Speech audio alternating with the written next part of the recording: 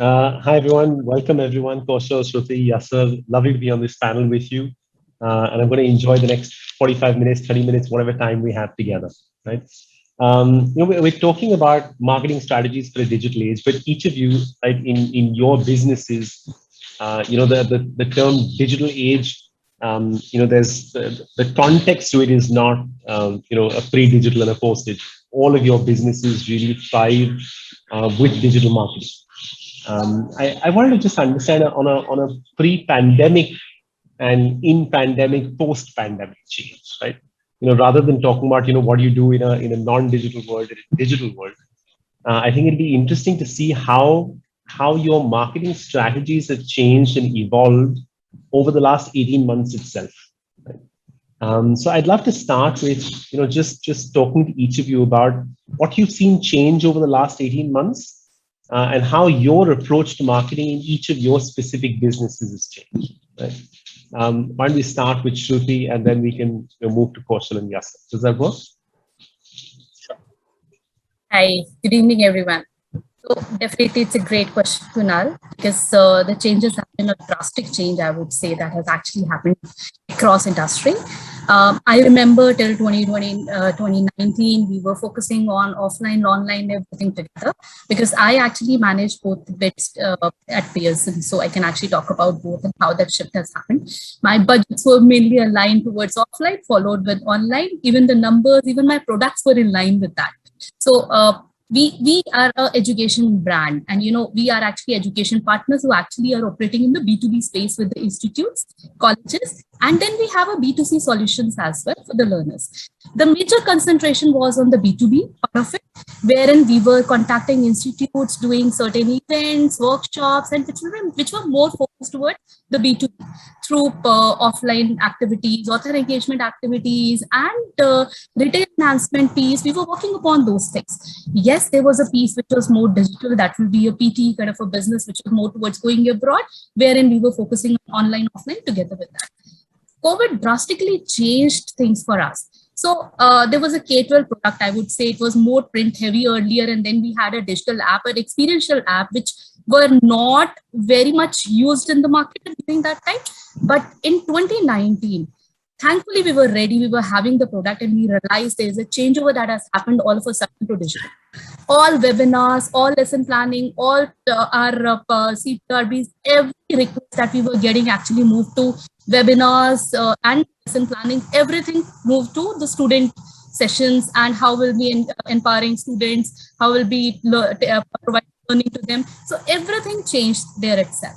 Even I would say my 90% of my budget and every movement actually happened digital. We were working only digital. We were talking about digital. And Pearson being almost like 175 years old, global company that is existing in the setup. So the digital solutions were there. Now at this moment, we are looking at how we can directly to learners and how we can actually launch the products which are learner centric. And currently we are working on consumer insights for and understanding their requirements, what they are looking at, and how we can adapt the product and our content, because obviously being the market leaders, we have the content, we have authors on board, we can provide those solutions to the learners. So we are moving towards that. My complete strategy is towards the learners now, B2C centric. Almost everything what we are talking about is digital right now, and it starts with the consumer insight is something we are working upon to start with them. And the major challenge what we realized all of a sudden is the brand as a Pearson was not known to my learner. It was known to my B2B industry. Obviously, I mean, my institute, teachers, everyone knows. But Pearson as a brand were not aware, people were not aware. They knew my authors, they knew Butler, they knew Keller. But these are the brands from Pearson, people were not knowing. So at this moment, the complete concentration is how we can actually bring product forward to them, understand their needs, how we can actually talk to them and explain the product, how what we can do for them. So being a global powerhouse in education and digital domain, for us, this is the main task that we have right now in hand, and we are working towards that. Fabulous, Shruti, right? So, from a B2B business moving B2C, your budget's moving 90% digital in the pandemic. and all your learnings through there. It sounds like, like a great thing to talk about and explore a little further in the conversation for anyone who's listening to learn from it, right? Kaushal, what's your experience been over the last 18 months? Well, so as a business, and just to retrace back, we had two defining moments actually. When Jet Airways shut down operations and we were continuing as Jet Privilege, the frequent flyer program for Jet. One of the first major defining moments happened in 2019 when we rebranded our program and our business to InterMiles, and made the whole proposition brand agnostic, and the core pivot on which we based our business was on driving loyalty enabled commerce through the digital currency, which is InterMiles. So the rebranding as an event was quite big, and quite a defining moment. But unfortunately, before it could really accelerate and gather momentum, we were struck with the first wave of COVID in March. And that impacted the key areas of our business, travel being one of the critical areas. And that became the second defining moment, in a way that we had to, in a very short span of time, reorchestrate our resources and where we were going to concentrate in terms of driving our spends. And for that moment, and to drive relevance and salience for our customers, we came out with multiple propositions in the limited ecosystem that we as a business could operate, because with travel being completely out of bounds, and physical activities around shopping and dining also completely shut, we had to re-engineer the proposition. And at that point of time, what really worked well for us was we had launched our mobile app just a month before the first wave hit us. And while at the time of launch, the offerings were very travel centric, we in a month's time, we re-engineered the whole proposition and created engagement elements on the app that drove transactions and that drove also member engagement. So one of the examples I would say is we introduced something called Step to Miles on the app, where for the number of steps that a member would take on a daily basis, they stand to earn miles. Our currency of engagement is the InterMiles currency. And when you do not have options to earn currency on spends or on travel or on dining, things like this, which help you to earn miles even when you are not transacting or when you are not stepping out of the house, helped drive those engagement. So our digital spends then started focusing around propositions like these, which helped drive engagement, and which also allowed us to retain our core promise around accrual of miles, and thereby build the relevancy of the proposition. Yeah, and Kaushal, you've probably been in an industry that's got probably the most dramatically hit, right, through the pandemic. And you've obviously had to pivot and change how people earn, how people spend, because even the avenues for spending have reduced, right? What else have you done over the last 18 months to keep the business relevant and to stay in touch with consumers, through all of the digital channels available to you? So just to pick up on that point around the contraction that we saw in terms of the places where you could earn miles or places where you could actually use your miles. So things like Step to Miles was one area where the diffusion happened and where members could earn miles. We also came out with new concepts on redemption. So what we did actually was, last year we introduced a new property called Digistore, which essentially was a conglomeration and an aggregation of over 200 brands who offered their digital vouchers. Now, while physical spending at the store went down, e-commerce sales had gone up and people were naturally shopping on Amazon, on Flipkart, on Big Basket, on all the variety of brands who offered the online services. So what we did was we launched this property, aggregated more than 200 brands over there, and we created a proposition where when members would buy those vouchers, they had the ability to earn miles or even redeem miles. So while they could not step out of the house or they could not travel, the avenues around Digistore helped them continue the engagement. We also introduced a lot of micro redemption options where you could redeem your miles for raffles, for spin the wheel, and we had exciting merchandise that members got to benefit from.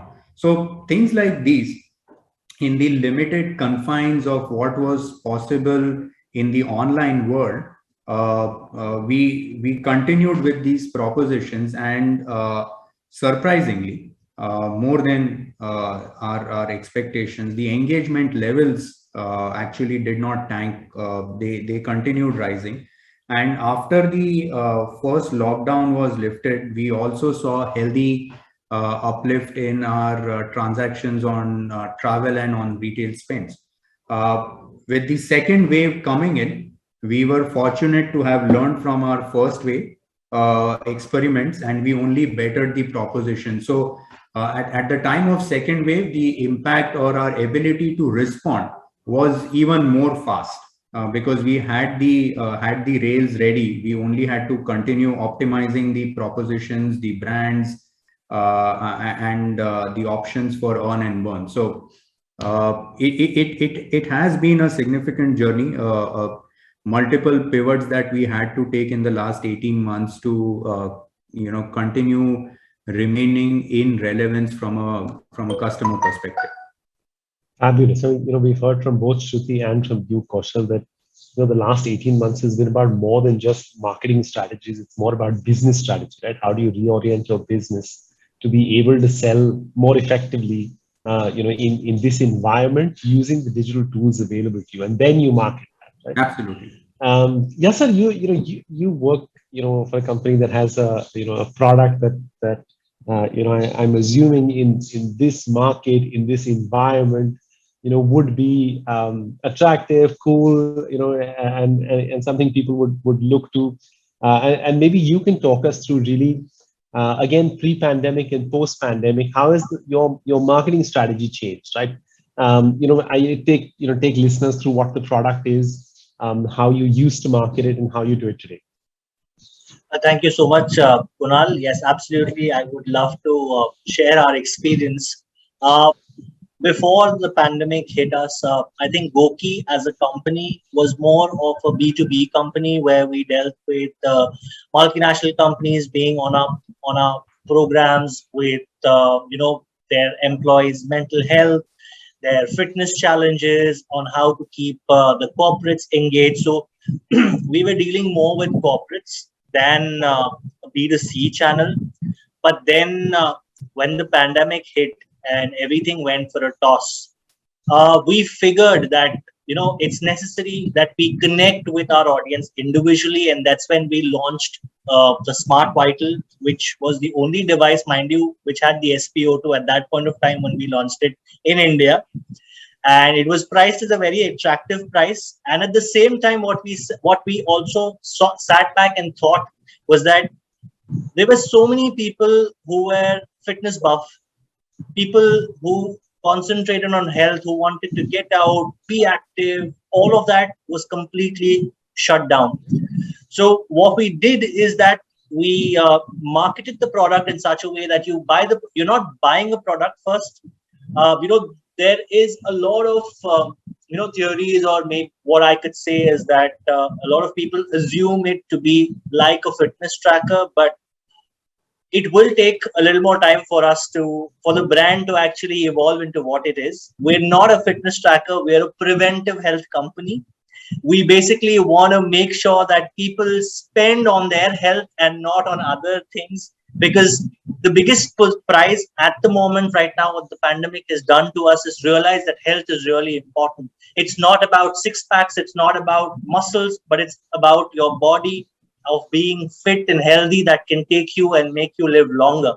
So what we did was, when you buy a device from us, we went down to a B2C channel where we started marketing on Facebook, on Google, on Amazon. And along with when you bought the device, we were also giving you personal coaching. You had a dedicated coach that was assigned to you with the device, which will help you. We as Indians always need that extra nudge. I remember that during my college days or during my early career days, when you used to go to the gym, I always had a gym buddy. If that person wouldn't have been able to make it to the gym, I said, "Ha, TK, today I'm also not going because my partner is not going to come and I'm not going to get that motivation to work out." But here we've coupled it with a coach who's right there with you throughout your fitness journey. So you have that healthy interaction with the coaches, telling them what your difficulties are in terms of reaching your health goals, and they're always there to nudge you, to push you to do that better. And mind you, all of this is not magical, but it's only your lifestyle changes that can result in one of the biggest assets that you have, which is health at this particular moment. Very, very cool, Nasser.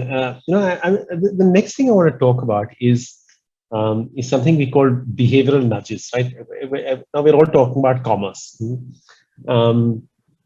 We've heard you guys talk about Shruti and Yasser moving from B2B businesses to direct-to-consumer businesses, reorienting what you do. All of that leads to a drive to commerce, right? You need to sell to people.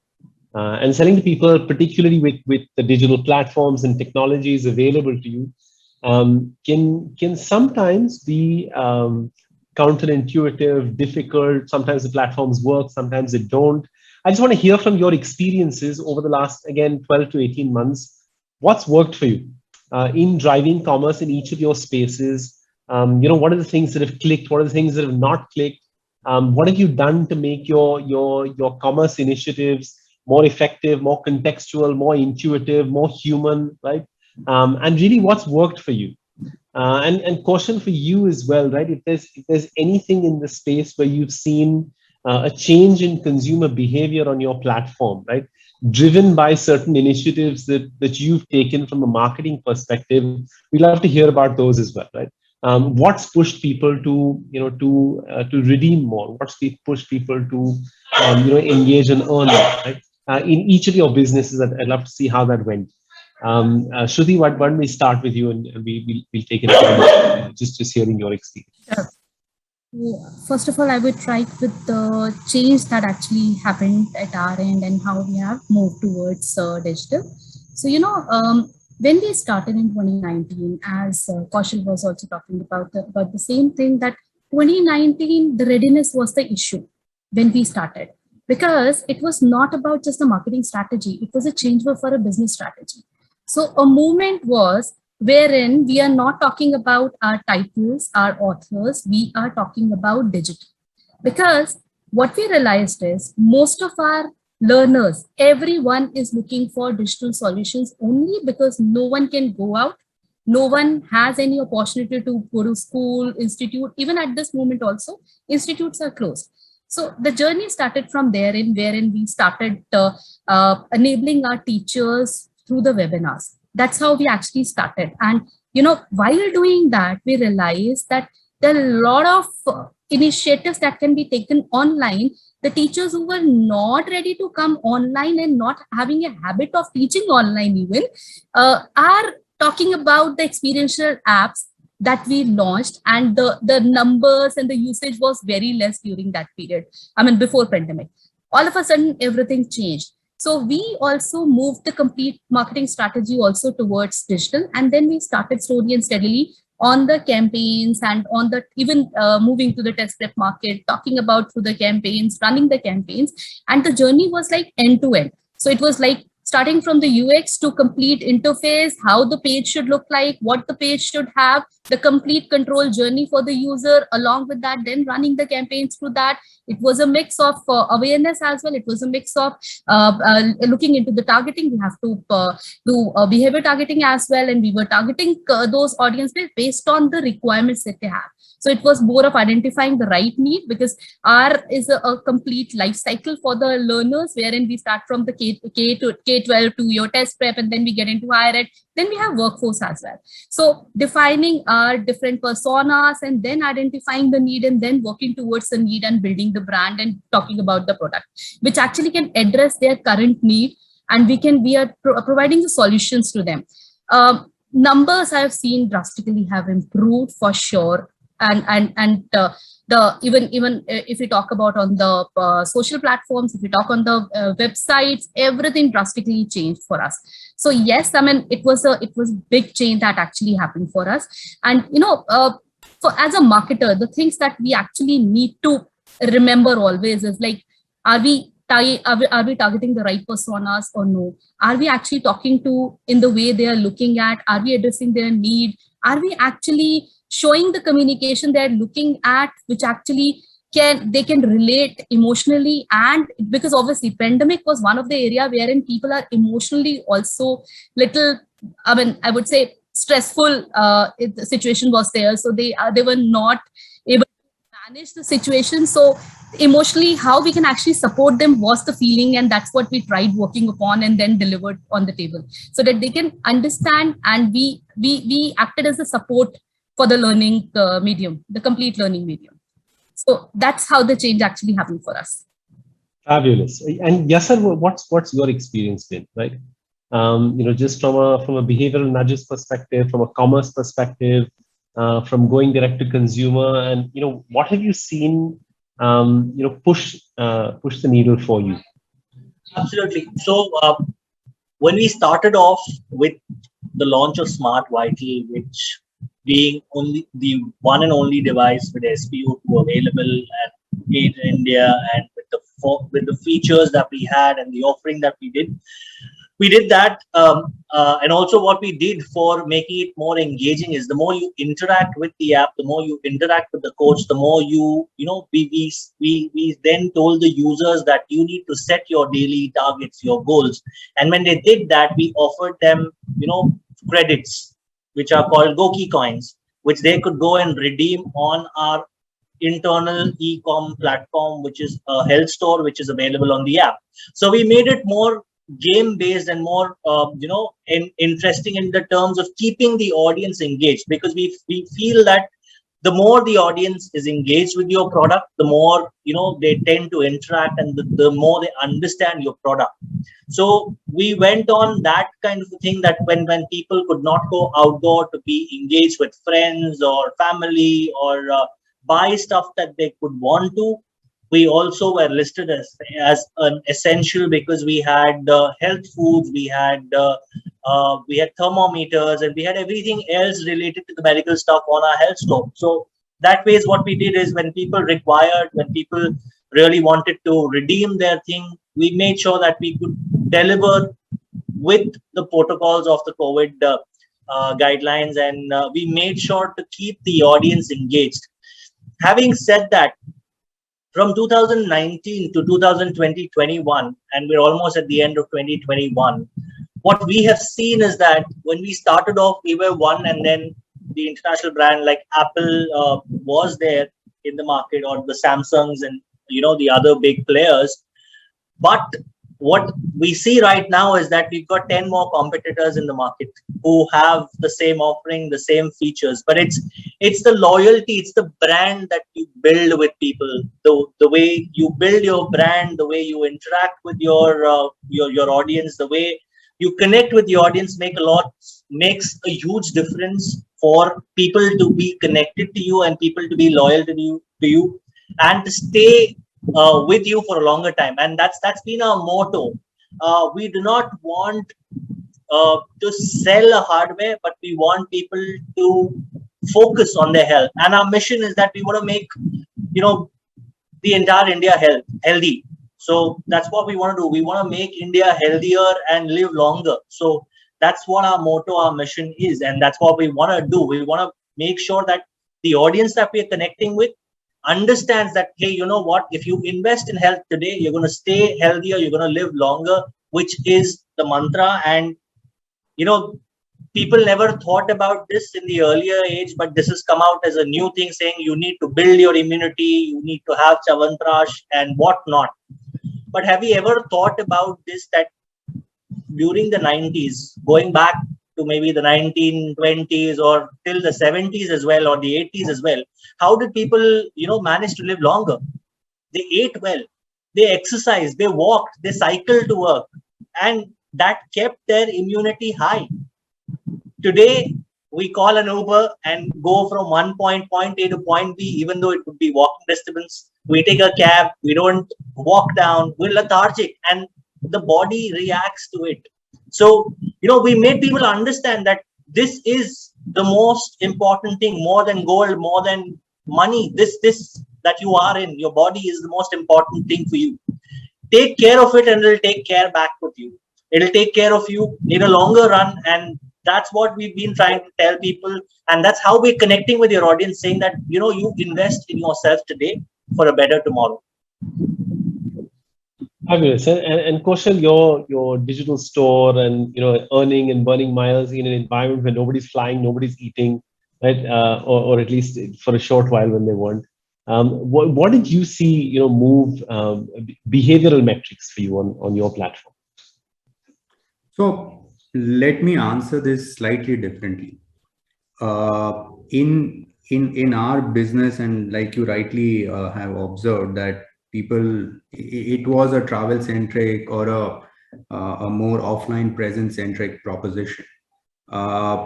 In a scenario where you now are really confined, cannot move, we had a challenge not just on that front, but as a program we also had a question that you had millions of members sitting on millions of miles, but different cohorts of members sitting with different quantum of miles. So you had a set of members who had very little miles in their account, and then you had the other set who had tons of miles. And the question that both of these sets had is, what do I do with my miles, and how do I make sure that I get the best value? Now, to address that, during the pandemic, everyone was looking at how do I save more, whether it is on my spends on travel or spends on shopping, etc., etc. So the underlying theme was saving. Not that it has never been there, but it just got pronounced during this period. What we did was we launched a new property called Save with InterMiles. And over here, we allowed members to redeem small chunks of their miles for a transaction. So if you are buying, let's say, a Shopper Stop voucher or a Flipkart voucher or an Amazon voucher for 1,000 rupees, rather than having to spend the entire 1,000 rupees if you are sitting on 100 miles or 200 miles, how do I make this proposition meaningful for you?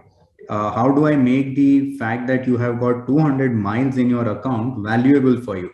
The Save with InterMiles proposition allowed us to do that, where a member could use 200 miles in the account to buy a 1,000 rupee gift voucher and thereby discount the cost of the 1,000 rupee gift voucher.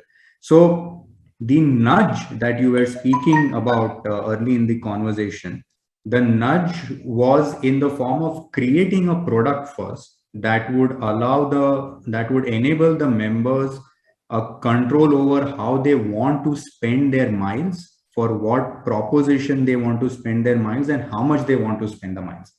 The marketing of that came in as a subsequent follow-up action, where you made the members aware of what all places you can save with InterMiles, where you can use small packs of miles, and rather than having to burn like 20,000, 30,000 miles. So that was something that was a learning and a new proposition that we introduced during this period, and we have been only expanding and growing the scope and scale of that now, where we are venturing into not just offering the Save with InterMiles proposition on our own funnels and on our own commerce ecosystem, but taking it outside also, where we are tying up with multiple offline and online partners and allowing members to use smaller values of miles for redemption. So the nudge around savings with miles or savings with your digital currency, that is the proposition that we really worked on. Great. Okay. The last piece I want to ask each of you is looking at the next 6 months, right? What do you think is going to shift for you? And which technology or platform or partner, right? Agency partner, technology partner, anyone, is really supporting your growth in each of your business areas, and how, right? So I'll just recap that. Next 6 months, right? What's going to be critical for you to succeed? How are you leveraging digital better in the next 6 months? And is there a technology or a platform or a partner who you think is critical for your success in the next 6 months? And how is that technology platform partner making that possible? Right? Why don't we start with Yasser now? Well, thank you, Kunal, for that question. I think the next 6 months is going to play a very vital role for not only a particular industry, but I would say for the entire sector that has been through the trauma and through the entire pandemic of the last 2 years. We see right now that travel, tourism, and all these other things are picking up right now, with also people being vaccinated, doubly vaccinated, they've finished their doses, everything is now picking up. But we need to understand that this virus is something that we're going to live with for the next couple of years. It's going to be like a malaria, like your flu. It's going to be there with us. The only thing is now we realize that we can tackle it better because we didn't have anything in hand. We can tackle this better. So as a brand, for me, the next 6 months is going to be important to understand the pulse of our audience. At first, we knew that there was panic buying. People started buying because there was panic. They didn't know what was going to happen in the next couple of weeks or a couple of months. So there was panic buying. But now that all the other avenues are open, a user has now become more attentive. And like, couple of you all have already said this, that they want to save more on better things. And that's the proposition that you need to give. How much can you give back to your audience is more important. And what is that make or break point for you that you can give back to? So it's very important for us to understand the behavioral pattern of the audience, because pre-pandemic, the audience behavioral pattern was different. During the pandemic, it was completely different. Now that we are coming out of the pandemic era and we're coming into the new normal, we need to understand the pulse of the audience. So, platforms like Google, Facebook, Amazon, they need to give us data insights into how the behavioral patterns are changing. Like, for example, I'll give you a simple analogy, or the simple thing that we did in the past couple of months is that from 2020 till August 2021, we saw that there was a huge surge in smartwatches, in technology wearables, and smart wearables and everything.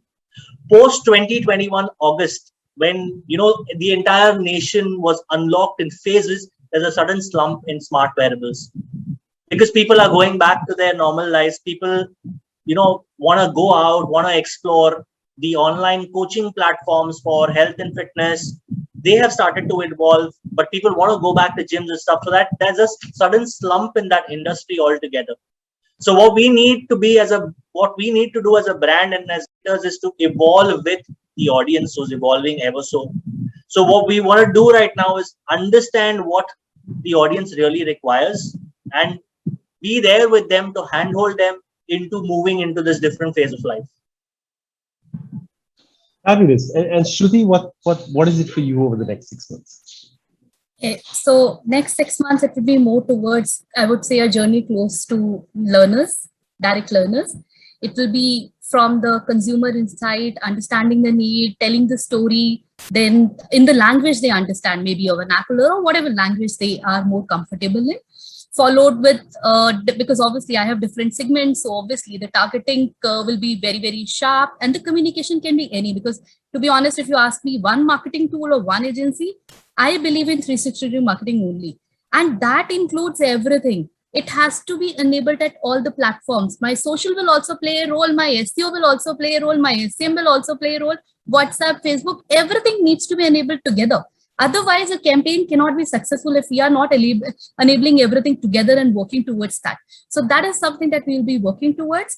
And it will be more, I would say, a kind of a personalized communication that we'll be working on, because obviously the needs are very, very varied that we are looking into.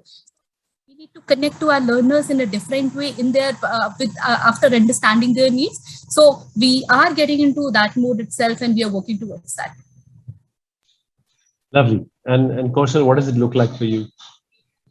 The next 6 months, from a business perspective, rather from a product offering perspective, it's clearly going to be around enabling more and more use cases that will allow our customers the options to earn and burn both on the online as well as on the offline space, and further the proposition around saving with InterMiles as a product feature.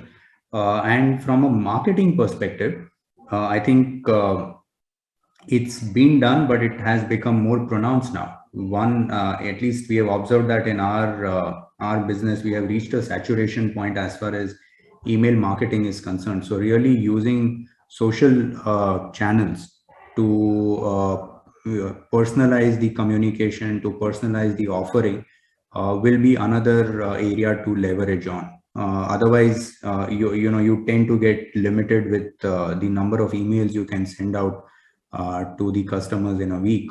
And then while you build all the social media properties, they end up becoming mediums for customers to post their issues and complaints, but are not really effectively used as a communication medium to further the offerings that you have. So using personalization techniques and tools on these mediums will become a critical point for the next 6 months. Fabulous. It's been lovely talking to you all. It's been a great session. We're at 5:55, and I think we've had a wonderful session. Is there anything any of you would like to say to round this up? Any closing thoughts from anyone? Well, Kunal, you should share something. Being from Ogilvy, how has content changed the world? All right, so I'll give you my 5 minutes before we close. For us, the last 12 months have been fairly dramatic in terms of our investments in digital and the acceleration of our digital businesses. Right, we are we're a company that's known for large brands, big ideas, big campaigns. And the bulk of our work, really sits on campaigns that shift brand imagery at scale. You switch on the IPL on any given day, you'll find 7 out of 10 campaigns, coming out of Ogilvy.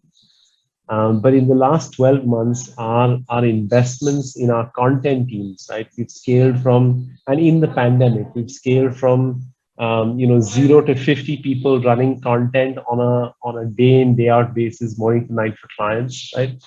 And this is something we used to do inside brand teams, but now it's a dedicated 50-member content team that does that and nothing else, right? And when I say content, I don't just mean social media content. It's social performance, CRM, and commerce content, all of it put together, right? And that's one side of it. The other side of it is we launched and built our experience team completely from scratch. Again, these are people, the 50 content people, the 5 experience leaders, they've never met each other face to face. They've all come in through the pandemic, all working from home. The experience team is really about customer experience consulting, and that's linked to our 1,200 member digital delivery team that services the world on custom builds, right?